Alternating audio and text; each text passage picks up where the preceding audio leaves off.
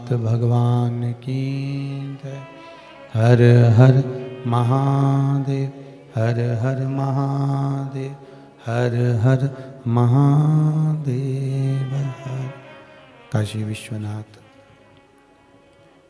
त्रिकालदर्शी कैलाशी अविनाशी भगवान शिव, जिनकी पुनित पावन शिव महापुराण की कथा बाबा देवाधिदेव महादेव की कृपा से अपन सभी को इस मकर संक्रांति के पावन अवसर पर मानसरोवर शिव महापुराण की कथा श्रवण करने का सौभाग्य प्राप्त हुआ है। बाबा देवाधिदेव महादेव करुणा सागर शिव, जिनकी कृपा से भगवान शिव की ही पुनित पावन मानसरोवर शिव महापुराण की कथा श्रवण करने के लिए अपन अपने अपने घरों में, मोबाइल के सम्मुख में, टीवी के सम्मुख में, ऑनलाइन इस पावन शिव महापुराण की कथा को श्रवण करने के लिए विराजमान है। स्वर्गीय श्री प्रभुलाल जी, जगदीश प्रसाद जी मंगल जी की स्मृति में श्रीमती श्यामा देवी, नितिन जी मंगल, मंगल परिवार भवानी मंडी, जो इस कथा के मुख्य यजमान का पद ग्रहण करे हैं, साथ में स्वर्गीय श्री छगनलाल जी गुप्ता जी की स्मृति में श्रीमती स्वाति, श्री संदीप जी गुप्ता, गुप्ता परिवार इच्छावर इस पावन शिव महापुराण कथा के मुख्य यजमान का पद ग्रहण करे हैं। साथ में श्री उदयन जी शर्मा, शर्मा परिवार ऑस्ट्रेलिया से इस पावन शिव महापुराण कथा के मुख्य यजमान का पद ग्रहण करे हैं। मंगल परिवार, गुप्ता परिवार और शर्मा परिवार को बहुत बहुत साधुवाद देते हुए इस पावन मकर संक्रांति के अवसर पर, जिस समय पर कोरोना महामारी जहां तहां चल रही है,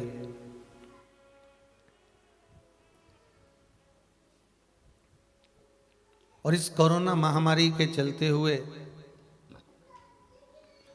कई लोग स्नान करने के लिए नर्मदा मैया, गंगा मैया, यमुना मैया, सरयू मैया, क्षिप्रा मैया या कोई पावन कुंड या सरोवर में प्रवेश नहीं कर पा रहे हैं, तो आज ये तीनों यजमान मिलकर जो ये पावन शिव महापुराण की कथा को करवा रहे हैं, मानसरोवर शिव पुराण की कथा, कम से कम ये मानसरोवर शिव महापुराण की कथा आप सभी को घर बैठे गंगा, यमुना, सरस्वती, नर्मदा आदि के स्नान का पुण्य फल तो प्रदान कर रही है।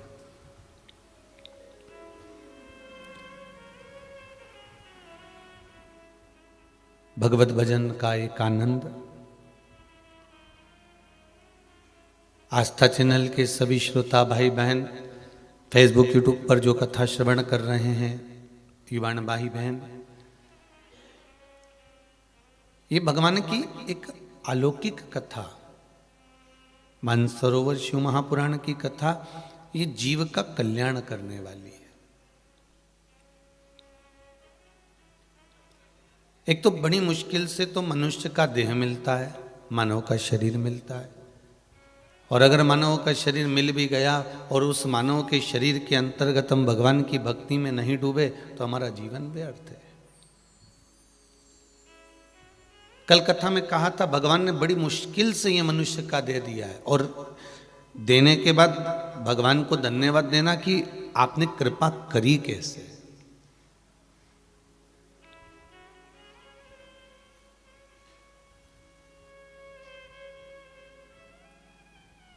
आपने कितनी करुणा करी है। ये मनुष्य का शरीर दिया, अच्छा परिवार दिया, पत्नी, बच्चे, कुटुंब, कबीला, दुकान, व्यापार, व्यवसाय, धन, संपदा और साथ में भगवान की अविरल भक्ति, ये भी तो प्रदान करी है। कितनी मुश्किल से मिलता है ये, कितनी मुश्किल से। महाराज, बड़ी मुश्किल से नर्तन मिलत है, ये गंवाने के काबिल नहीं है। श्वास गिन गिन के तुझको मिलत है, ये गंवाने के काबिल नहीं है। ध्यान हरि का हृदय से न भूलो, ये भुलाने के काबिल नहीं है।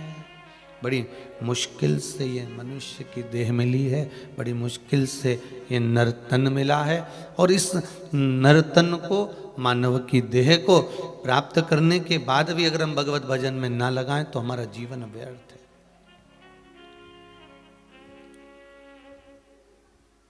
संपूर्ण श्रोता भाई बहनों को मकर संक्रांति की बहुत बहुत बधाई। 2 दिवसीय मकर संक्रांति महोत्सव आप लोग मना रहे हैं, 14 तारीख का और 15 तारीख का।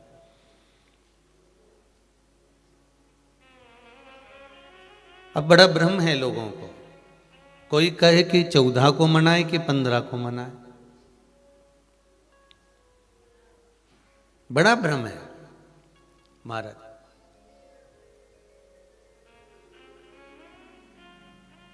कोई लिख दिया कि 14 को मना लो, दोपहर 2 सवा 2 तक आ जाएगी, फिर किसी ने कह दिया शाम को आएगी,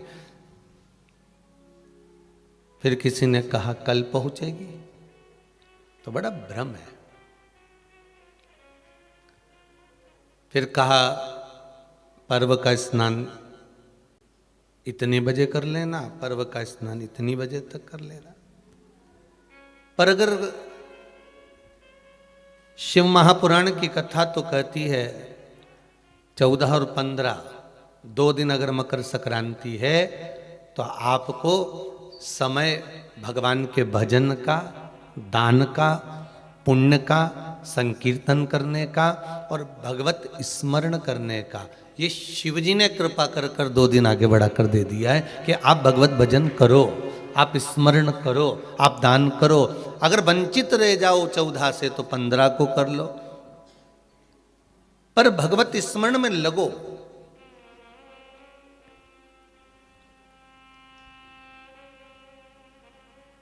ये जरूरी नहीं कि मकर संक्रांति आएगी तभी तुम गंगा नहाओगे।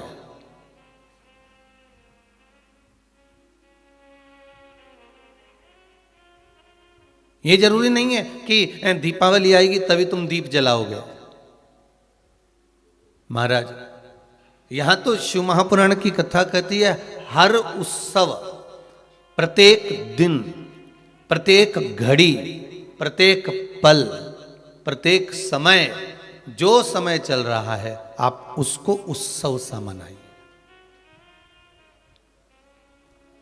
कि श्वास रुक जाएगी चलते चलते, क्षमा बुझ जाएगी जलते जलते, दम निकल जाएगा रोशनी का, क्या भरोसा है इस जिंदगी का।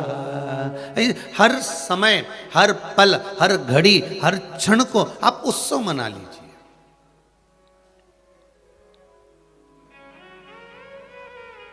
प्रत्येक क्षण को आप उत्सव में लीजिए। प्रत्येक घड़ी को, प्रत्येक पल को आप उत्सव मना लीजिए। आप ये इंतजार मत करना कि मैं परसों के दिन ही भगवान का भजन करूंगी, मैं कल के दिन ही भगवान का स्मरण करूंगी, मैं कल ही। यहाँ तो हमारा तो शास्त्र कहता है काल करे सो आज कर, आज करे सो अब पल में प्रलय हो जाएगा। पुण्य करेगा कब? तो तुम्हें जब मौका मिल जाए तब राम भज लो, तुम्हें जब मौका मिल जाए तब तुम कीर्तन कर लो, तुम्हें जब मौका मिल जाए तब तुम दान कर लो, तुम्हें जब मौका मिल जाए तब तुम सत्कर्म कर लो, तुम्हें जब मौका मिल जाए तब तुम्हारी मर्जी पड़े, जब तुम्हें मौका मिले तब तुम अन्नदान, वस्त्र दान, मुद्रा दान, स्वर्ण दान, गौ माता को रोटी का दान, ब्राह्मण जन को जल आदि का दान, जो कुछ करना है तुम्हारे हाथों से कर लो। बस इतना याद रखना जो पहले कथा में कहा है कि शरीर चले और तुम्हारे घर में चले, तब तक सारे अच्छे काम कर लो। शरीर चले और तुम्हारे घर में चले, जब तक अच्छे काम कर लो। शरीर चलना बेकार हो जाएगा, बंद हो जाएगा, तो तुम कोई अच्छा काम नहीं कर पाओगे, पलंग से नहीं उठ पाओगे, इधर उधर जा ही नहीं पाओगे, कथा सत्संग भजन कीर्तन कहां कर पाओगे। पलंग पे पड़े हो, बच्चों से कह रहे हो जला रिमोट ला दे, सीओर वाला महाराज की कथा आ रही होगी, मेरे को चालू करना, और बच्चा कह नहीं हम तो डोरेमोन देखेंगे। तो कहा, फिर माँ ने कहा ला ला जल्दी से मेरे को रिमोट ला कर दे, कथा आ रही होगी, 1 बज गई है, कथा चालू हो गई होगी महाराज की, शिव महापुराण की कथा श्रवण करना है। तो बच्चे कह नहीं नहीं हम छोटा भीम देखेंगे, हमें नहीं देखना। अब तुम बच्चों को समझाओगे भी तो कहां समझना उसको। तो महाराज जब तक शरीर चले और तुम्हारे घर में चले तब तक सारे पुण्य करो, दान करो, सत्कर्म करो, भजन करो, कीर्तन करो। किसी घड़ी का, किसी समय का इंतजार मत करना, श्वास का कोई भरोसा नहीं, कोई भरोसा नहीं श्वास का। अभी चल रही है, फिर चले ना चले। महाराज साथ देती नहीं ये किसी का, क्या भरोसा है इस जिंदगी का। चले ना चले, इसीलिए शायद कहा कि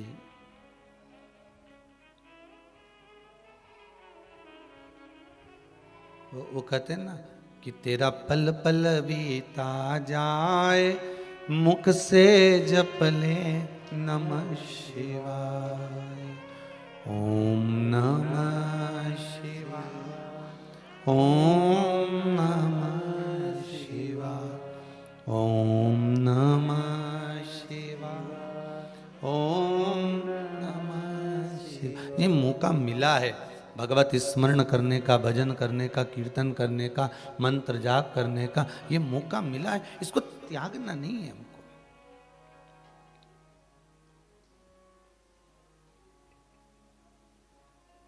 कोई कहेगा मकर संक्रांति आज है, कोई कहेगा कल है, तो आप तो कहना हम तो आज भी खिचड़ी लड्डू का दान दे देते हैं और कल भी खिचड़ी और लड्डू का दान दे देते।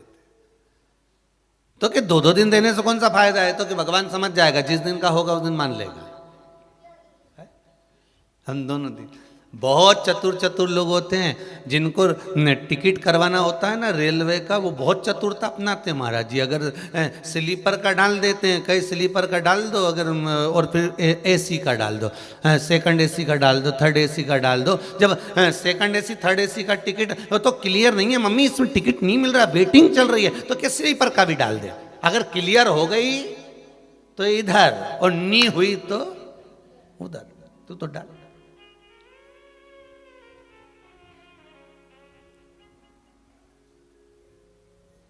जो टिकट करवाने वाले होते हैं ना, बड़ा बड़ा चतुरता रखते हैं महाराज, इधर भी धक दिया, सेकंड एसी में भी, थर्ड एसी में भी, और स्लीपर का भी डाल दिया। और डालने के बाद उनके मन में आ गया कि अब इधर का क्लियर हो जाएगा तो इधर बैठ जाएंगे, इधर का क्लियर होगा नहीं तो एक जगह का पैसा वापिस, अगर जो क्लियर नहीं होगा तो पैसा वापिस खाते में आ जाएगा।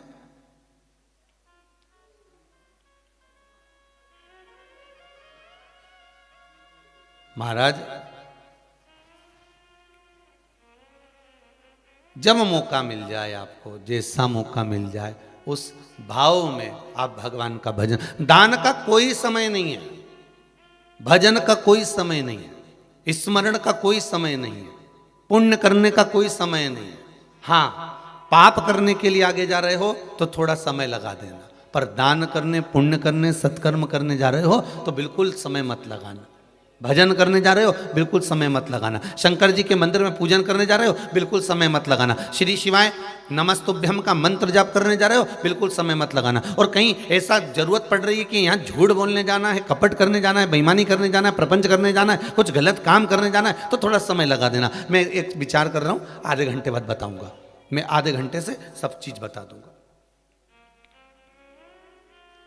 मैं विचार कर रहा हूं और फिर फोन करेगा वो, भैया देखो वो बहुत जरूरी काम है, तुम कर लोगे क्या? मैं बस 1 घंटे में, अगर कोई गलत चीज है, अगर कोई गलत काम है तो उसमें आप थोड़ा समय लगा दीजिए। मैं आधे घंटे से बताऊंगा, 1 घंटे से बताऊंगा, 2 घंटे से बताऊंगा। और कोई पुण्य का कार्य है, सत्कर्म है, भजन है, कीर्तन है, मंत्र जाप है, नाम जाप है, तो तुरंत मैं बस आ ही रहा हूं। अभी अभी आया मैं शिव जी के मंदिर, तू चल, मैं पहुंचा, अब भी पहुंचा मंदिर।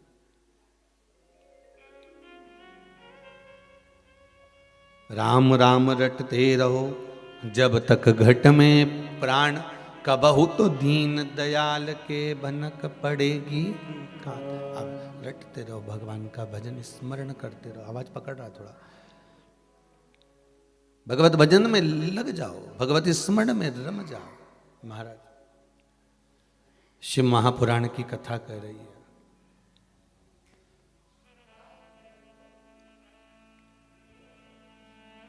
प्रत्येक पवित्र नदी पर अगर आप जाएंगे, प्रत्येक पवित्र नदी पर, आज मकर संक्रांति का पर्व है, आज और कल 2 दिन, प्रत्येक नदी पर, प्रत्येक पावन नदियों पर आप जाएंगे तो वहां पर एक घाट मिलता है, जिस घाट का नाम होता है राम घाट। बोलो सही है कि गलत है? कौन सा घाट है वो? राम घाट। एक घाट मिलता है जिसका नाम है राम घाट। आप छिपरा जाएंगे तो वहाँ भी राम घाट मिल जाएगा, आप इलाहाबाद जाएंगे तो प्रयागराज में वहाँ पर भी राम घाट मिल जाएगा, आप हरिद्वार जाएंगे तो वहाँ भी राम घाट मिल जाएगा, आप चित्रकूट जाएंगे तो वहाँ पर भी राम घाट मिल जाएगा, आप सरयू जी जाएंगे तो वहाँ पर भी राम घाट मिल जाएगा, आप यमुना जी के घाट जाएंगे तो वहाँ पर भी राम घाट मिल जाएगा। तो कभी आपने विचार करा कि राम घाट का मतलब क्या होता है और क्यों ये सारे साधु, सन्यासी, तपस्वी, साधक, संत, महात्मा जो कुंभ में स्नान करने के लिए आते हैं, कुंभ के मेले में आते हैं, ये राम घाट पर ही क्यों नहाते हैं?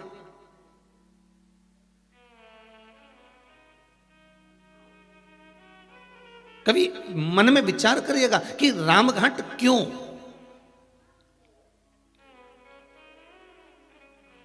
इतने सारे घाट बने हुए हैं, इतने सारे घाट बनाए गए हैं, पर राम घाट की ही महत्वता क्यों होती है? राम घाट का मतलब क्या होता है? राम घाट का मतलब है क्या? तो राम घाट का मतलब शिव महापुराण की कथा कह रही है, शास्त्र वर्णन करता है। हमारे वेद और शास्त्र कहते हैं राम घाट का मतलब केवल ये नहीं कि एक घाट का, जहां केवल राम जी के समय पर, मेरे राघव जी के समय पर जिस घाट का निर्माण हुआ है, मेरे राम जी के समय पर जो घाट बनाया गया था, मेरे राघव जी के समय पर, मेरे राम जी के समय पर जो घाट का निर्माण हुआ था, वो घाट कोई साधारण नहीं था।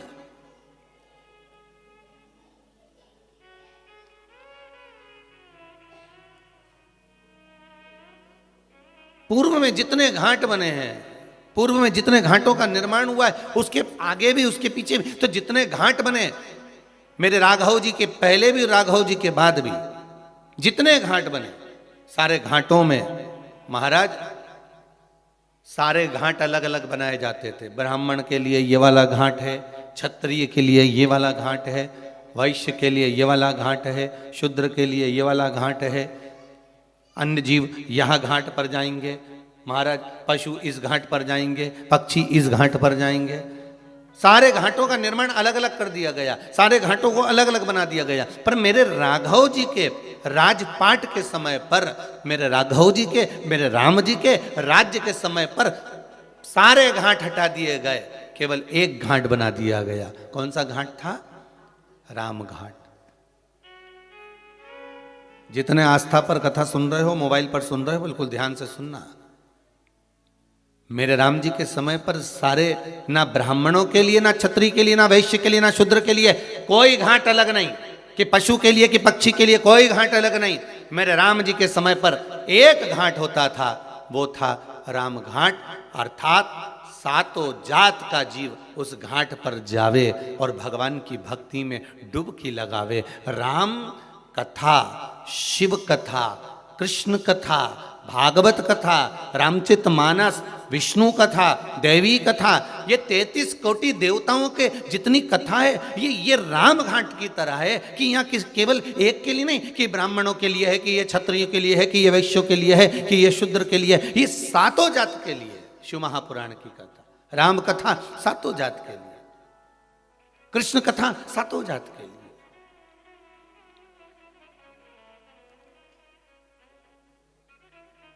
जितनी नदियों पर, पवित्र नदियों पर जाइए, एक घाट जरूर मिलेगा, राम घाट। राम घाट की महत्वता कि जहां सब कोई चले जाए, सबका स्नान हो जाए, सब आनंद में वहां पर पहुंचे महाराज।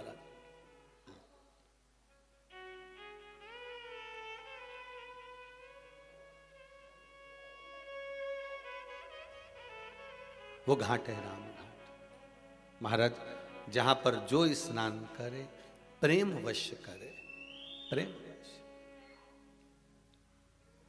सीता राम कहो, राजा राम कहो, सीता राम कहो, राजा राम कहो, सीता राम कहो, राजा राम कहो, सीता राम कहो, राजा राम कहो, सीता राम कहो, राजा राम कहो, सीता राम कहो, राजा राम कहो, सीता राम कहो, राजा राम कहो, भाव से सीता राम कहो, राजा राम कहो, सीता राम कहो, राजा राम कहो, सीता राम कहो, राजा राम कहो, सीता राम कहो, राजा राम कहो, सीता राम कहो, राजा राम कहो, सीता राम कहो, राजा राम कहो, सीता राम कहो, राजा राम कहो। हरिद्वार, प्रयागराज, छिपरा, काशी, अयोध्या, मथुरा, सारी पवित्र नदियों में आप ये भाव रखकर कीर्तन करना कि आज मकर संक्रांति का स्नान हम राम घाट पर कर रहे हैं। सीता राम कहो, राजा राम कहो, सीता राम कहो, राजा राम कहो, सीता राम कहो, राजा राम कहो, सीता राम कहो, राजा राम कहो, राजा राम कहो, सीता राम कहो, राजा राम कहो, सीता राम कहो, सीता राम कहो, राजा राम कहो, सीता राम कहो, राजा राम कहो, सीता राम कहो, राजा राम कहो, सीता राम कहो, राजा राम कहो। आओ से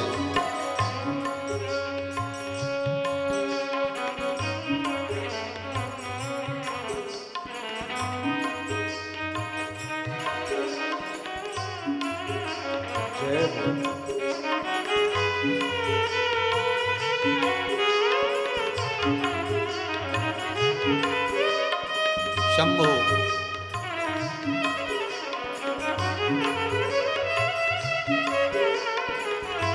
जय हो।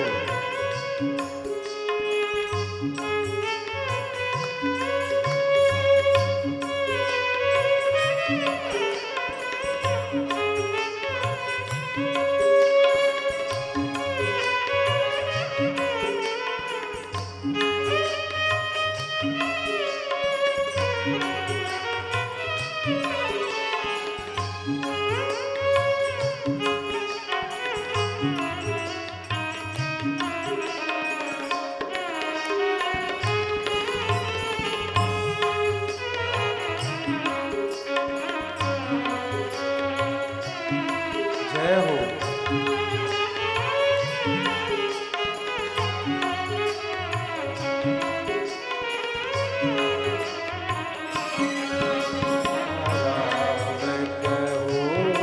राजा राम कहो, सीताराम कहो, राजा राम कहो। सीताराम कहो, राजा राम कहो, सीताराम कहो, राजा राम कहो। सीताराम कहो, राजा राम कहो, सीताराम कहो, राजा राम कहो।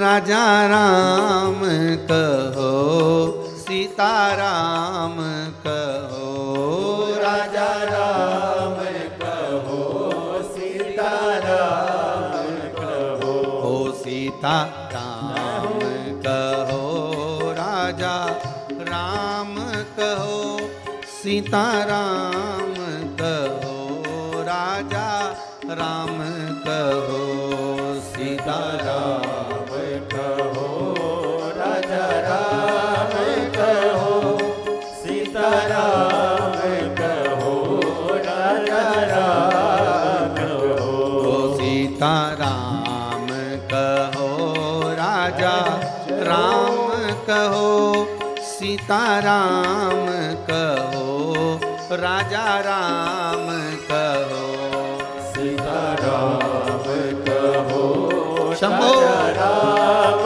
कहो, सीताराम कहो, राजा राम कहो। राजा राम कहो, राजा राम कहो, राजा राम कहो, राजा राम कहो। भगवान ये जितने घाटों का निर्माण हुआ है, इन सारे घाटों में एक घाट प्रियता का भाव देता है, वो है राम घाट। और अपने जीवन में उतार कर रखिए इस बात को, इस प्रसंग को उतार कर रखना कि मेरे राघव जी के समय पर कोई भेदभाव नहीं था। मेरे राघव जी के समय पर सारे घाट हटाकर केवल एक घाट कर दिया गया था, वो था राम घाट।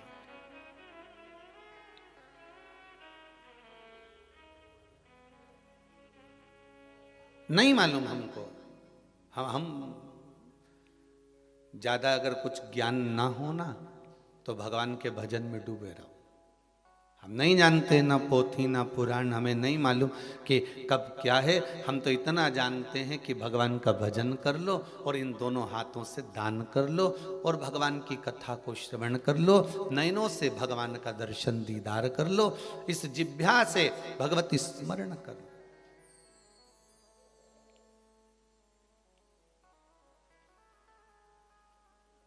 महाराज एक बार नामदेव जी महाराज जी से पूछ लिया था। संत श्री नामदेव जी महाराज जी से किसी ने पूछा, गुरुजी ये बताओ कि तुम कहते हो कि भगवान का भजन करो, भगवान का भजन करो, भगवान का स्मरण करो, भगवान का भजन करो, स्मरण करो, भगवान का नाम लो, पर भगवान तो हमको कभी दिखता ही नहीं है। भगवान भी तो नजर आना चाहिए कि भगवान है कहां आखिर। नामदेव जी ने कहा अपने चेले से, जा एक जरा लोटा भर लिया और थोड़ा एक कटोरी में नमक लिया। अब चेला गया, एक लोटा भर पानी भर लाया और एक कटोरी में नमक लिया है। नामदेव जी महाराज ने कहा नमक इसमें डाल दे और चम्मच से हिला दे उसको। और नामदेव जी के कहने सुनते पानी में डाल दिया, हिला दिया। अब नामदेव जी महाराज बोले, ये बता इसमें नमक कहीं दिख रहा है? अरे गुरुजी आप भी ऐसी बात करते हो, कटोरी भर के नमक डाला तो था जब दिख रहा था। पानी में दिख रहा है क्या कि नहीं? अब पानी में नजर नहीं आ रहा ना, तो अब एक काम कर, चख के बता कि नमक है कि नहीं। उसने पानी को मुख में लिया तो कहे गुरुजी इसमें तो नमक है। पानी में नमक नहीं दिख रहा है, पर चखोगे तो नमक का स्वाद आएगा। अब गुरुजी ने कहा एक काम कर, इसको पानी में उकाल, इस पानी को गर्म कर ले, उकाल ले। और पानी को जो उकालना चालू करा, गर्म करना चालू करा, वो पानी धीरे धीरे धीरे धीरे भाप बनकर उड़ गया और पूरे भगोने में, पूरी कढ़ैया में सफेद सफेद छोटे छोटे नमक के दाने रह गए। गुरुजी ने कहा अब क्या दिख रहा है? तो क्या गुरुजी नमक के छोटे छोटे कण है। गुरुजी बोले बस नामदेव जी कहते हैं परमात्मा है, परमात्मा है और इस शरीर में घुला हुआ है। परमात्मा इस मानव की देह में घुला हुआ है। परमात्मा इसलिए कहते हैं आत्मा ही परमात्मा है। अरे कितना सुंदर कहा।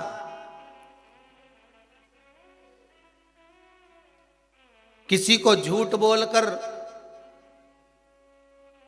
और किसी के साथ में छल कर कर किसी को धोखा देकर, यह मत समझना कि यह मूर्ख है।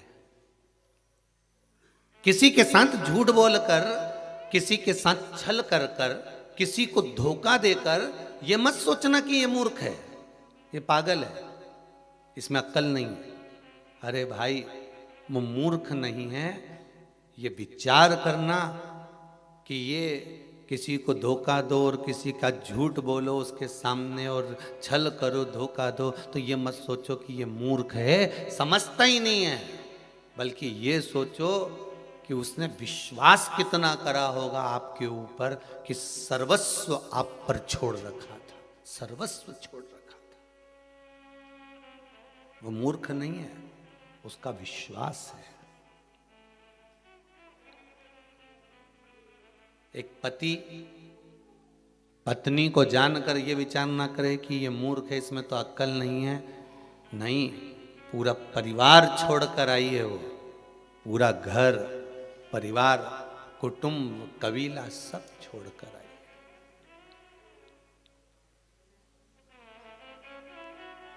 पत्र तो हम लेकर नहीं आए, यहाँ पर तो केवल अभी पब्लिक अलाउ नहीं है, लोग भगत लोग। तो जिन्होंने डाक द्वारा पत्र भेजे हैं उसमें एक पत्र भेजा हुआ है।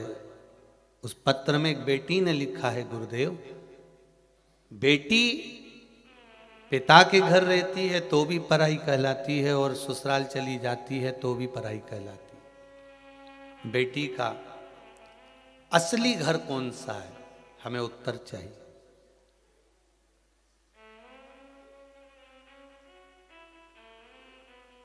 उसका सही घर कौन सा है?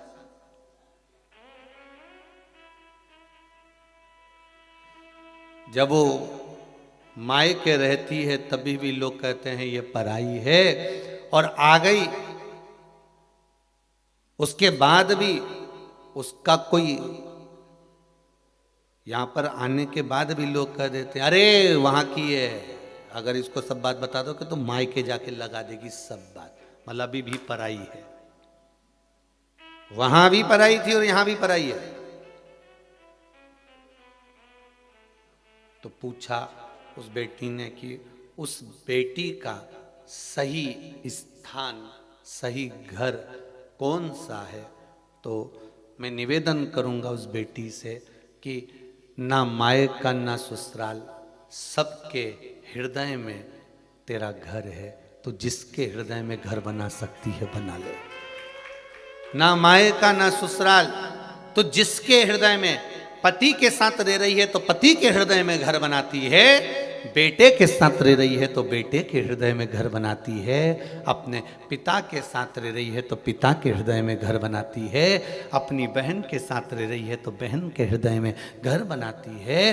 वो विचार करो, तुम्हारा पति और तुम्हारे पिता तो एक या दो मकान बनाते हैं और उस पर अपना नाम लिख देते हैं, पर तू जब किसी के हृदय में घर बनाती है तो नाम नहीं लिखती, अपना हृदय ही उसके नाम कर देती है। ये चित्त, कोई घर तुम्हारा नहीं, ना माए का ना ससुराल।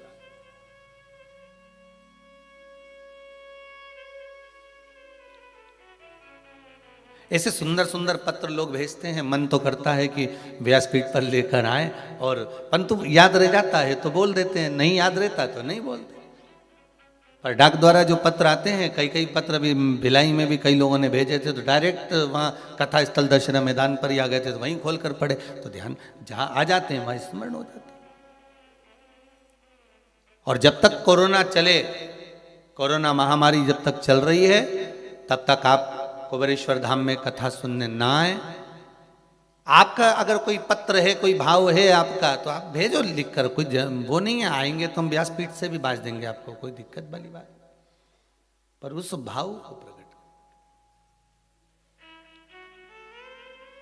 शंभु शरणे पड़ी मांगू घड़ी रे घड़ी, दुख काटो दया करी न दर्शन आपो। तो निवेदन है, किसी के साथ झूठ करना, किसी को धोखा देना, किसी के साथ छल करना, तो ये विचार मत करना कि वो मूर्ख है, वो पागल है, उसमें अक्ल नहीं है। अक्ल बहुत है, पर ये विचार करना कि अकल नहीं, उसका विश्वास तुम पर इतना था, इसलिए उसने ना कुछ देखा ना जाना, बस सब छोड़ दिया तेरे ऊपर, और तुमने उसको मूर्ख समझ लिया।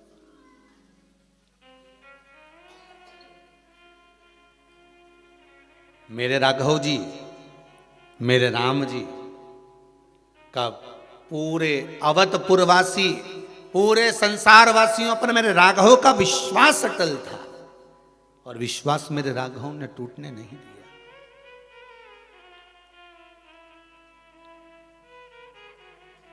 विश्वास मेरे राघव ने टूटने नहीं दिया। भरोसो दृढ़ चरणन केरो।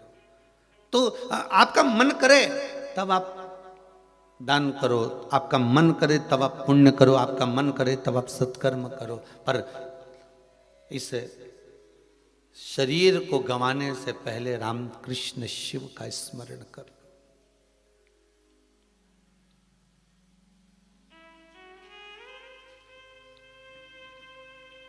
फिर ये जिह्वा हिले ना हिले, नयन दर्शन कर पाए ना कर पाए। एक भाई ने पत्र लिखा है, उम्मेश सिंह रजावत, मेरा पत्र पंडित श्री प्रदीप जी मिश्रा को दे देना। पत्र में लिखा है, मिल गया उम्मेश सिंह जी। पत्र में लिखा है, मेरी पत्नी, मेरा परिवार शिव महापुराण की कथा बहुत सुनता है। एक बार मेरे परिवार वालों ने कहा था कि शंकर का दर्शन करने के लिए कुबेरेश्वर धाम जाना है, तो उमेश सिंह जी पहले तो आपको कह दें कि अभी तो शंकर जी बैठा ही नहीं है, ठीक है, पर बाबा का धाम है, बाबा भी राजा है, बाबा का कंकड़ शंकर है यहाँ।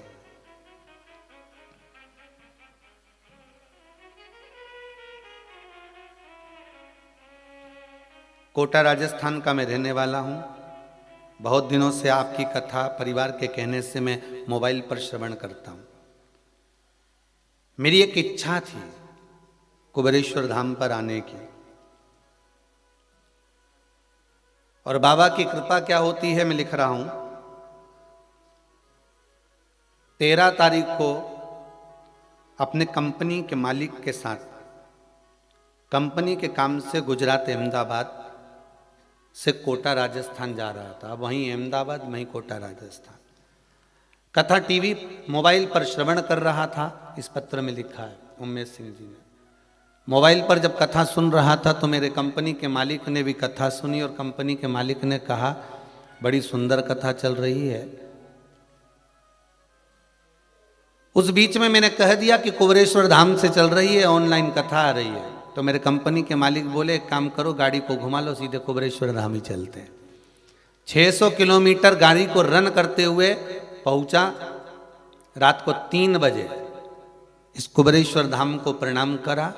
सुबह 4 बजे वापस यहाँ से रवानगी ले ली है और मैं अपने गांव के लिए रवाना हो रहा हूँ। ये पत्र में लिखा है कोटा से। विश्वास प्रबल है।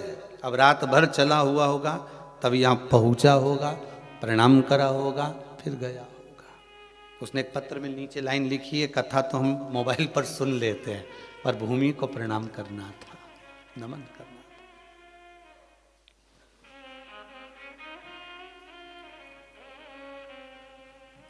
कोई अलग घाट मेरे राघव जी ने नहीं बनाया, मेरे राघव जी ने विश्वास जागृत करा।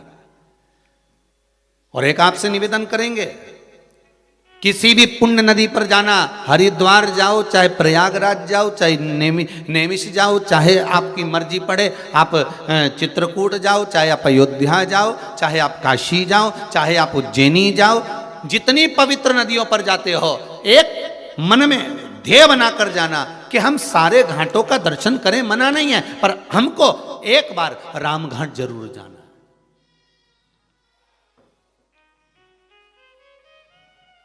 तो लोग कहेंगे गुरुजी वहां तो बहुत भीड़ होती है। भले भीड़ हो, पर एक लक्ष्य बनाकर जाना कि एक बार हमको रामघाट जरूर जाना है। रामघाट क्यों? क्योंकि सारे घाटों में श्रेष्ठतम रामघाट को इसलिए कहा जाता है क्योंकि वहां सारे बंधन टूट जाते हैं। हमारे रामघाट पर क्या है?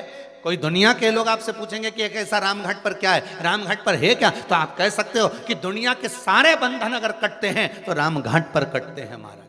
चाहे वो छिपरा महारानी का राम घाट हो, चाहे गंगा महारानी का राम घाट हो, चाहे सरयू महारानी का राम घाट हो, चाहे वो त्रिवेणी संगम का राम घाट हो, चाहे काशी का राम घाट। राम घाट पर व्यक्ति के बंधन कट जाते हैं, बंधनों से वो मुक्त हो जाता है।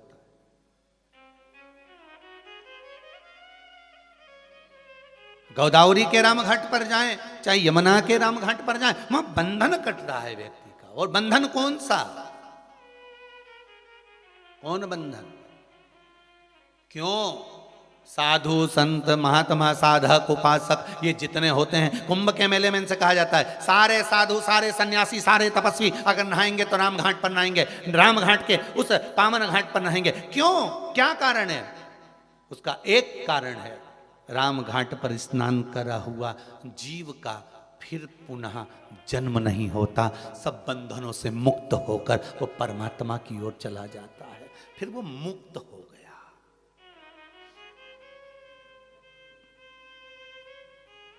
वो मुक्त है।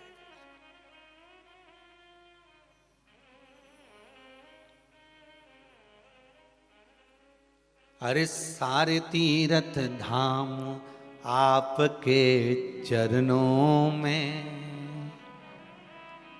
हे भोलेनाथ प्रणाम आपके चरणों में। सारे आप उस राम घाट पर अगर पहुंचे हो तो बंधन से मुक्त हो गए महाराज। और बहुत बहुत धन्यवाद तीनों यजमानों को, मंगल परिवार, गुप्ता परिवार और शर्मा परिवार को। आज राम घाट की कथा करवाकर आपने लोगों को राम घाट में निलवा दिया है। राम घाट की कथा श्रवण कर कर आपने घाट पर स्नान करा दिया।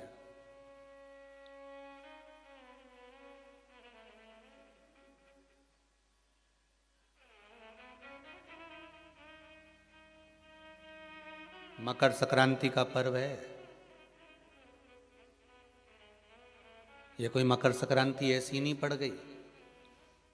किसी देवता का घर जला था तब जाकर दूसरे घर में प्रवेश किया था, तब मकर संक्रांति हुई थी।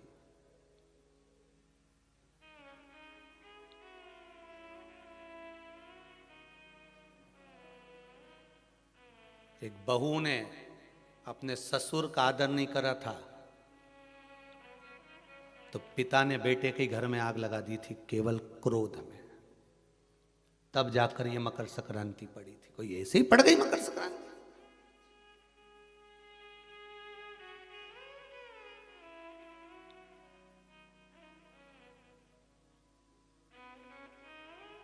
कह दिया आपने तो कि मकर संक्रांति का दान बड़ा प्रबल होता है, पर उस दान की महत्वता क्या है? हमारे शास्त्र क्या कर रहे हैं, हमारे पुराण क्या कर रहे हैं, हमारे वेद क्या कर रहे हैं? हम तो सुनते हुआ हैं भीष्म पितामह बाणों की सैया पर पड़े तो उत्तरायण सूर्य आने वाला था, इसलिए तब प्राण त्यागूंगा।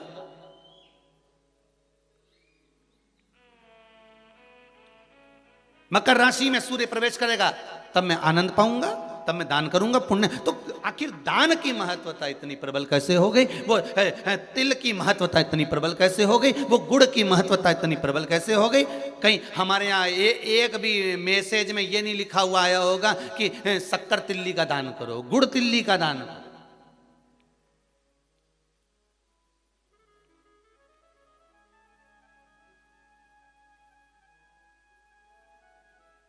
ज्योतिष के हिसाब से तिल शनि है और गुड़ सूर्य है।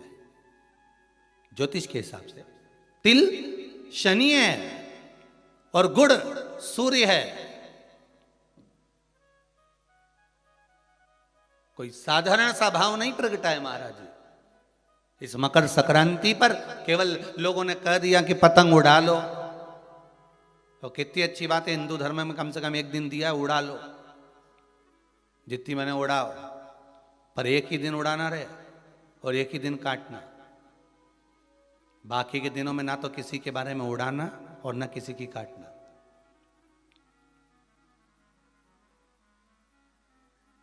मकर संक्रांति का पर्व देखना है तो पुराना उठाकर देखिएगा कि हमारे यहां मकर संक्रांति का भाव क्या व्यक्त करता था,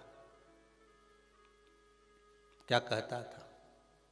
ना तो किसी के बारे में उड़ाओ और ना काटो। किसी की बहन बेटी जा रही है उसकी उड़ा दी, कोई का लड़का है तो उसकी उड़ा दी, कोई की सास है तो उसकी, कोई का ससुरा है तो उसकी, कोई गुरु है तो उसकी, कोई ब्राह्मण है तो उसकी, कोई बड़े से बड़ा मठाधीश पीठाधीश संत महात्मा जोगी सन्यासी तपस्वी जिसको तुम जानते तक नहीं, किसी की बहू बेटी को तुम पहचानते तक नहीं, किसी व्यक्ति को तुम पहचानते तक नहीं, एक बार नहीं मिले, बस एक व्यक्ति ने उड़ाई तो इन्हें भी ढील दे के उड़ाई। अब वो एक ने उड़ाई तो तुमने भी उड़ा दिया। अरे हमारे यहाँ तो हिंदू धर्म में एक दिन दिया है मकर संक्रांति का दिन कि खूब छत पर जा उड़ा ले जितनी उड़ाना है, पर किसी की गलत शब्द से मत उड़ाना, किसी के लिए आड़ा टेढ़ा मत बोलना, किसी के लिए ऐसा मत बोल जाना क्योंकि तुम उसको पहचानते ही नहीं हो, बस उसने उड़ाई तुम उसके साथ मिल गए, दे ढील। चरखिल तो तुम ही पकड़े थे, उड़ाए जा उड़ाए जा उड़ाए जा। उन्हें उसकी बेटी के लिए कुछ कहा, 4 लोगों ने मिलकर और कह दिया, 5 लोगों ने मिलकर और कह दिया। किसी के बहू के लिए कहा, एक ने कहा, दूसरे ने फिर कह दिया, 4 ने मिलकर फिर कह दिया। किसी के बेटे के लिए कहा, किसी गुरु के लिए कहा, किसी ब्राह्मण के लिए कहा, किसी संत के लिए कहा, किसी साधु के लिए कहा। किसी ने एक संत पर उंगली उठाई, सबने उड़ाना चालू कर दिया। किसी ने एक गुरुजन पे उंगली उठाई, सबने उड़ाकर चालू कर दिया। हम उड़ा रहे, ना तो जानते ना पहचानते, ना देखा ना भाला, ना कभी उससे मिले ना जाने, बस उसने उड़ाई थी और तुमने जरखिल से ढील देके उड़ाना चालू कर दिया।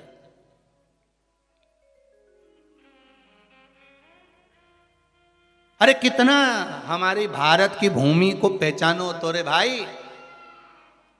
ये वो भारत की भूमि है जहां मोहल्ले में एक दुकान लगी हुई है और एक दुकान की अगर बोनी नहीं होती थी तो दूसरी दुकान वाला अन्न नहीं खाता था। वो नियम अभी भी खत्म नहीं हुआ, अब मरे तक रह गया कि मोहल्ले में कोई मर जाता है तो मोहल्ले के लोग अन्न नहीं बनाते, खाते नहीं जब तक कि वो अर्थी नहीं उठ जाती। पर आज के समय में तो वो भी गया, ये तो अंदर जाके समोसा निपटा लेता है। तो का आज के समय में कौन रुकता है? मोहल्ले में मरा, पर पहले नियम था कि एक मोहल्ले में जितनी दुकान होती थी उस दुकान के बाहर एक कुर्सी रखी होती थी, प्रत्येक दुकान के बाहर एक कुर्सी रखी होती थी। ग्राहक आता था, कुर्सी पर बैठता था, कुर्सी पर बैठता, सामान खरीदता, सामान खरीदा जिसकी दुकान से, कुर्सी उस दुकान को जब बाहर रखी थी वो कुर्सी फिर अंदर रख लेता था। अब जिसकी दुकान में कुर्सी अंदर चली जाती थी, उस दुकान पर अगर कोई सामान खरीदने आता था तो जो दुकान का मालिक है वो कहता था भैया ये सामान मेरे पास में नहीं है, सामने वाली दुकान पर है, वहां चले जाओ। सामान इसके पास रहता था पर नहीं देता था, क्योंकि इसको मालूम है कि मेरी बोनी हो गई है पर सामने वाले की बोनी नहीं हुई है, इसलिए वो कहता था सामने वाली दुकान पे मिल जाएगा, मेरे यहाँ नहीं है। जब वो सामने वाली दुकान पर जाता था, कुर्सी पर बैठता था, सामने वाला उस कुर्सी को उठाकर अंदर रख लेता था। फिर कोई उसकी दुकान पर जाता था, भैया ये सामान है क्या, तो क्या हमारे पास नहीं मिलेगा, वो तीसरी दुकान पर मिलेगा, उसकी यहाँ भेज देते थे कि वहां चले जा, वहां कुर्सी पर। क्यों? क्योंकि अगर हमारे लाइन में, हमारी पट्टी में, हमारे मोहल्ले में अगर किसी एक दुकानदार का अगर बोनी नहीं हुई, बिक्री नहीं हुई, तो फिर हमारा भोजन करना व्यर्थ है। ये हमारा हिंदू धर्म था, ये मेरी भारत भूमि का गौरव था। और एक आज का जमाना, जो मिल जाए जितना मिल जाए निपटा लो, फिर मौका मिले कि नहीं मिले। आज के जमाने में बस निपटाओ, अपन तो काटो, दे के काटो।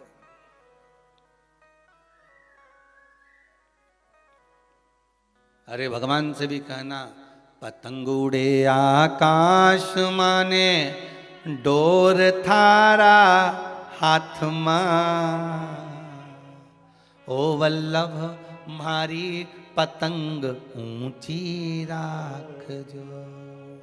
श्री जी बाबा मारी पतंग ऊंची राख जो, गोवर्धन बाबा मारी पतंग ऊंची राख, ओ भोले बाबा मारी पतंग ऊंची राख जो। भगवान से प्रार्थना करना, और दिया एक दिन भगवान ने, उड़ा लो जितनी उड़ाना है।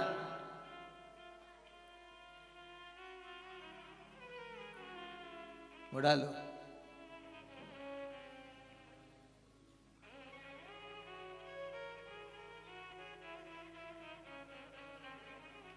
महाराज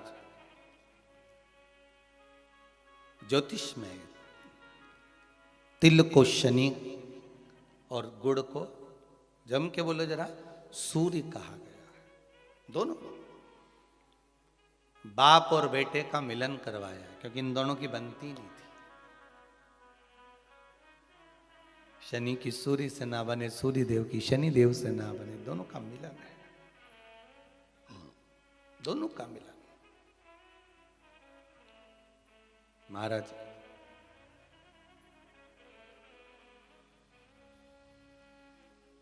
शिव महापुराण की कथा में भाव वर्णन करते हुए मानसरोवर शिव पुराण का स्मरण करें। एक बार सूर्य देव अपने बेटे शनि के घर गए। शनि देव का घर है कुंभ। कौन सा घर है? कुंभ।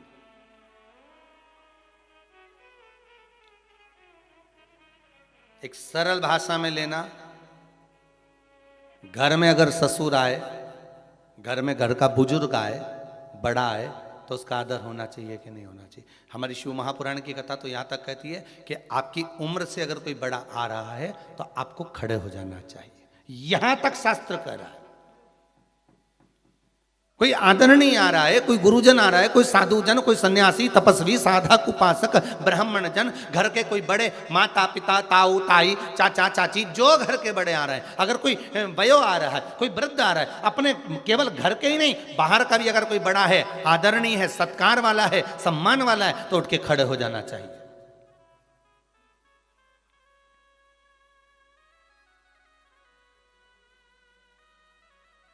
पर जिन शनि महाराज का विवाह चित्ररथ की कन्या के साथ हुआ था, वो चित्ररथ की कन्या तो ये विचार में पड़ी थी कि मैं स्वयं इतनी प्रबल और जिसका पति इतना प्रबल,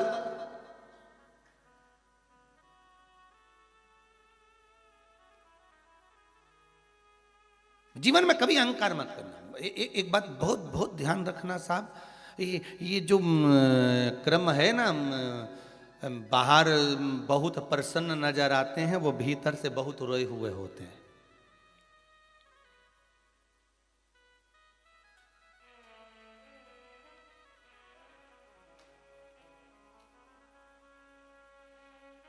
किसी ने पूछ लिया,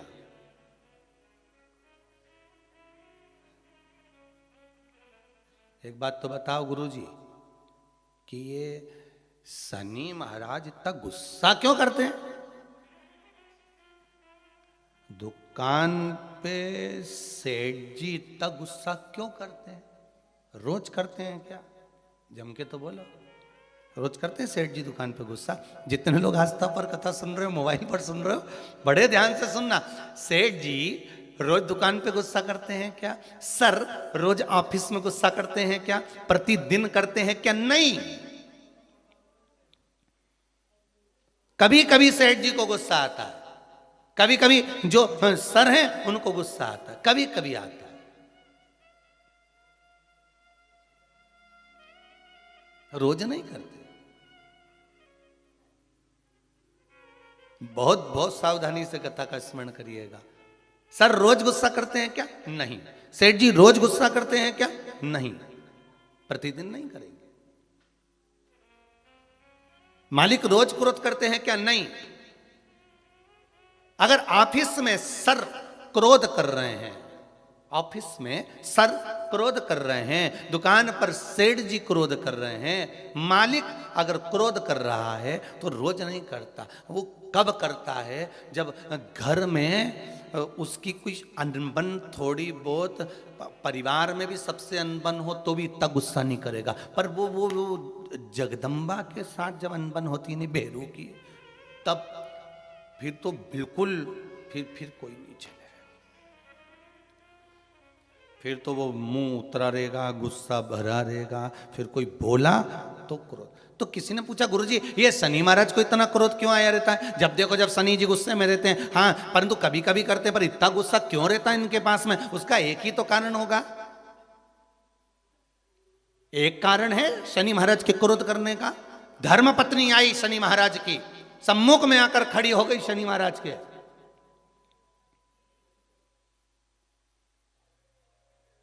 और अपने कार्य में शनि महाराज लगे रहे।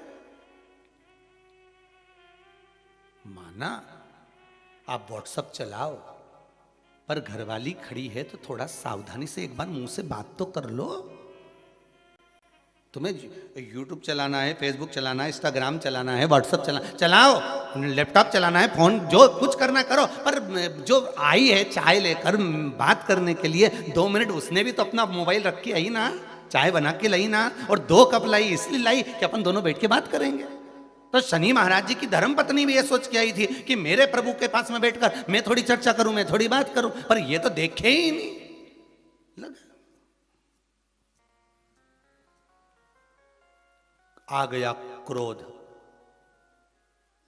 और क्रोध में बस खड़ी होकर बोल दी, मेरा श्राप है स्वामी तुमको।